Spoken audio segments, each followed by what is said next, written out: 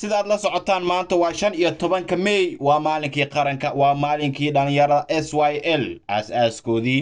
ayay ku beegan tahay waa maalinkii Jamhuuriyadda Federaalka Soomaaliya la kala ogaan lahaa wadadii ay qaaday wada xun miyay qaaday mise wada wanaagsan ayay qaaday halkee ayay xaaladdu maraysaa maxaa soo kordhay xogta halkan ayaan idinkugu hayaa mar walba waxaad iiga barateen inaan idin soo bandhigo xog xasaasi ah xogtii ugu dambeysay haddii aynu eegno madaxweyne farmaajo oo kaarta la yaab leh la ciyaaray mucaaradka isla markaana soo jiitay xildhibaanadii badneed isagu qaarna mucaarad ku ahaa qaarna isaga taageersanaa oo xalay villa Soomaaliya meel istaaga la waayay madaxweynaha Soomaaliya Maxamed Cabdullaahi Farmaajo oo mar kale rajo badan ka qaba in la doorto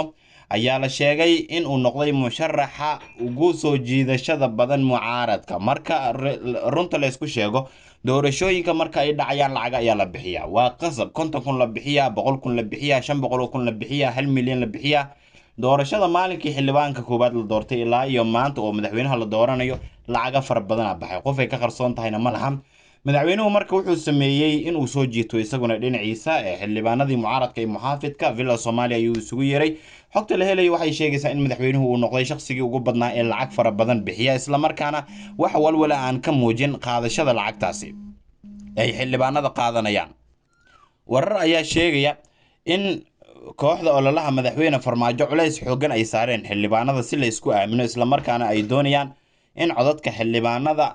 ay damaanad noqdaan oo xildhibaanka wixii uu ballan qaaday hadhow intuu howlka iska galo oo lagu kala tago aysan suuragal ahayn qiimaha lacagta loo qoondeeyay xildhibaanada u codeynaya madaxweyne Farmaajo hadda aan idin hadlay waxay maraysaa 100,000 ilaa 150,000 oo dollarka Mareykanka sida ay sheegeen dad xog ogaada waxaana xildhibaanka laga rabaa cadeyn iyo in uu codkiisa madaxweynaha ku aamino oo uusan meel kale la aadin doorashooyinkii hore haddii aad xasuusato xildhibaanadu waxay ahaayeen in ay si toos ah u sameeyaan xildhibaankan ama musharaxan waxay ka qaadanayaan lacag kan lacag ay ka qaadanayaan kan lacag ay ka qaadanayaan kan lacag ay ka qaadanayaan howlka ay galayaan qof ay u codeynayaan qofkiina hadhow ma qabsan kariyo maxaa yeelay doorashadii waaba uu ka harayba musharaxiinta kale ayaa la soo wariyay inay bixinayaan iyaguna lacago u dhaxeeya 30,000 ilaa 60,000 oo dollarka Mareykanka waxaana ka mid ah dhammaan musharaxiinta loo saadaalinayo inay u gudbaan wareegga labaad oo wareegga koobaad inay ka gudbaan ayaa intooda badan la rajeynaya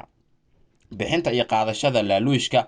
lagu iibsanayo codadka xildhibaanada ayaa sanadkan ka noqotay baraha bulshada wax lagu faano oo taageerayaasha musharaxiinta ay bogaadiyaan musharaxa ay taageersan yihiin iyo lacagaha uu bixinayo wax qarsoodi ah maaha wax oo cabsi ah maaha waa wax si toos ah markaasi loo wada arkayo qof kasto aqli lehna uu arkayo masiirkii ummadda Soomaaliyeed in la gadanayo xildhibaanka haddii Farmaajo lacag uu ka qaato ama Khayra lacag uu ka qaato ama Xasan Sheekh lacag uu ka qaato ama Shariif iyo Dani lacag uu ka soo qaato xor ma ah qof dalka badbaadin kara ma dooran karo xildhibaanka ninkii lacagta soo siiyay ayuu ku qasban yahay in uu si toos ah ugu shubo codkiisa iyadoo uusan eegin ninkan ma dalku dhibaato u keeni doona ma dadku faa'iido u keeni doona ma eegi karo oo taasna meesha ay ku jirtaa waxa kale oo la yaab leh in musharaxiin ay ku ololeynayaan in musuqmaasuqa ay la dagaalameen ama ay la dagaalami doonaan haddana lacag laaluusha jawaabka ku wataan lacagaas milyan dollar waay magaalada Muqdisho waa la soo geliyay dawladda Carbeed soo geliyay kuwa Afrikaan soo geliyay kuwa cadaan ah soo geliyay waa la wada ogsoon yahay waxaa hore loo ogaaday in musharaxa ugu lacagta badan aanu wax guul ah ku gaari karin lacag bixin xilligan maxaa yeelay doorashadu waa isbedeshay sidii la ahaa maaha ilbax badan ay imaaday laakiin lacagtu waxay abuuraysaa inaad ka mid noqoto musharaxiinta miisaanka leh ee la hadal hayo ee wareegga koobaad ka gudbi kara ama xitaa wareegga koobaad inay ka gudbin weyso ayaa laga yaabaa marka villa Soomaaliya xaalkeedu waa halka musharaxiinta xaalkooduna markaad si eegto Saciid Dani 60,000 ayuu haystaa oo loo wareegayaa Cabdiraxmaan Cabdishakuur Warsame Xasan Cali Khayre Xasan Sheekh Maxamuud marka la fiiriyo lacagtooda waxay u dhaxaysaa 30 ilaa 50 ilaa 45 ayaa dabcan suuqa kala iibsiga xildhibaanada uu maraya muuqaalkan haddii aad dhameysatay subscribe dheh channelkeena sii share garay mahadsanidin